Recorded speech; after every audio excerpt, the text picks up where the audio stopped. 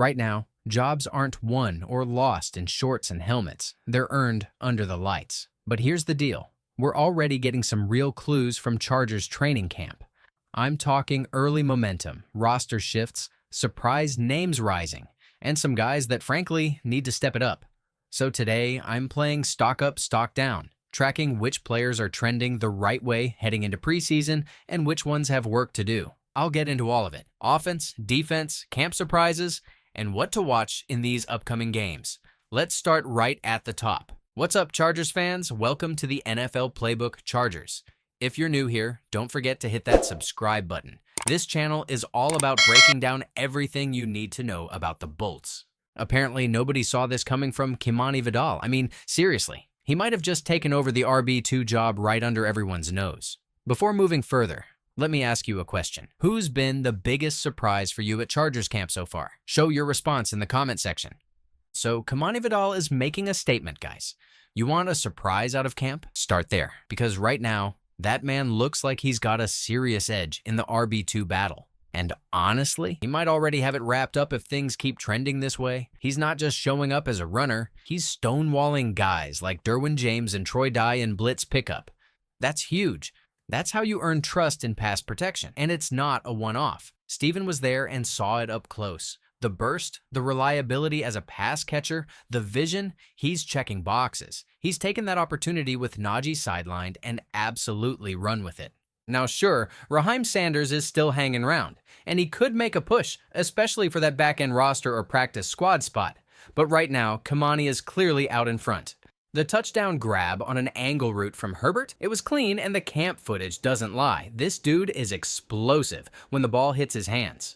What really makes this interesting is the volume. Kamani's getting tons of reps. He's running with the ones. And when you're getting first-team looks in this offense, even with the depth and even with guys like Nyheim Hines in the room, that tells you something. The coaches are watching. We all remember the concerns, right? The Tampa Bay game, the Cleveland game. He took some lumps as a blocker last year. But if what we're seeing now is real growth, if he's improving there, then guys, that changes the whole conversation because the rest of the package is there. And let's be honest, RB3 might not seem like a massive deal when everyone's healthy. But if Kamani can give you 60% of what the top guys do, handle pass protection, catch the ball, give you a few solid carries when needed, that's a huge win for the roster. Now let's talk Jamaree Salyer, because here's the thing. He dropped 35 pounds this offseason. That's not nothing. Greg Roman mentioned it, and it shows. You wouldn't have believed it after the Houston game, but here we are talking about him as not just a backup, but a potential starter at guard. He got first-team reps at left guard, passed up Pipkins as the primary backup. And while that kind of slipped under the radar, it matters. Harbaugh said it. Pipkins is now their swing tackle. Salyer is your backup guard. And honestly, he might not stay a backup.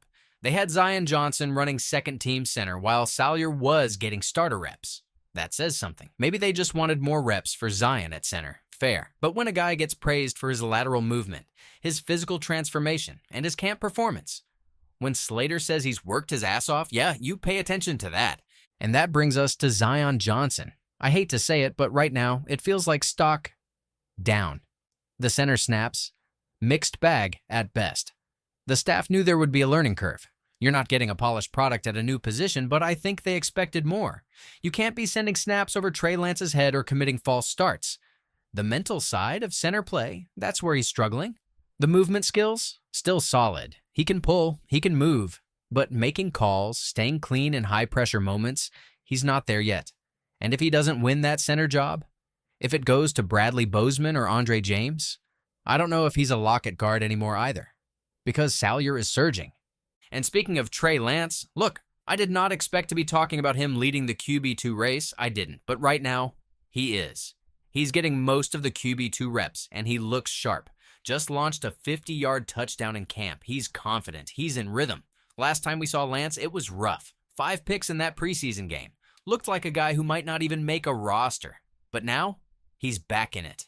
And if he puts together a solid preseason showing, we could be talking about a quarterback room with Herbert and Lance. Now, I still think Taylor Heinicke has a shot. These things are won in games, not just in shorts and shells, but the idea that Roman could dial up run-heavy mobile QB packages, that's tailor-made for Trey. That's where his value is. And listen, Trey Lance is the kind of guy who, when he's on the field, something's happening. Whether it's a 50-yard bomb or a pick six, you're not getting boring snaps with him. That's part of what makes this such an intriguing battle. We'll see how this shakes out during the Hall of Fame game in the preseason slate, but right now, Lance has real juice in this QB2 competition.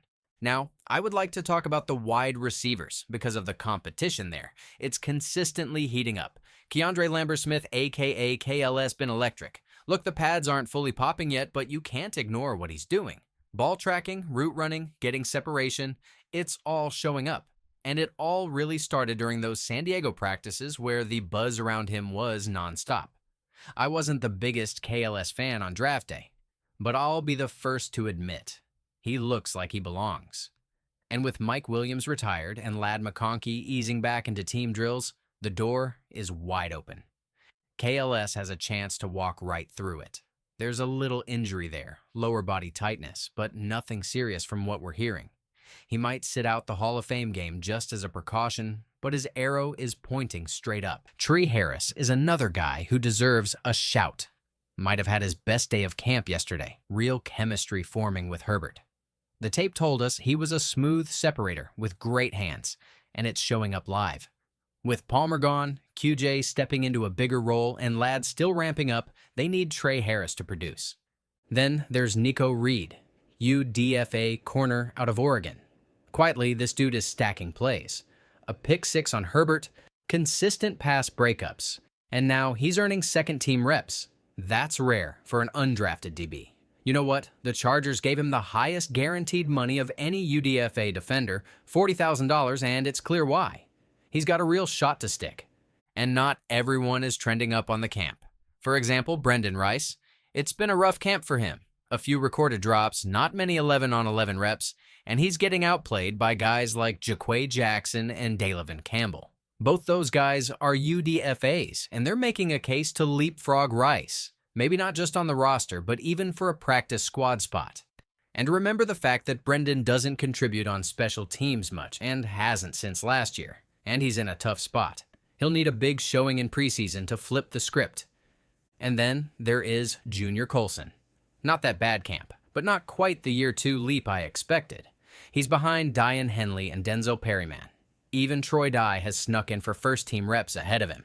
He's on the bubble between linebacker 3 and linebacker 4, and unless he shows more on defense or special teams, that could be his ceiling to start the year.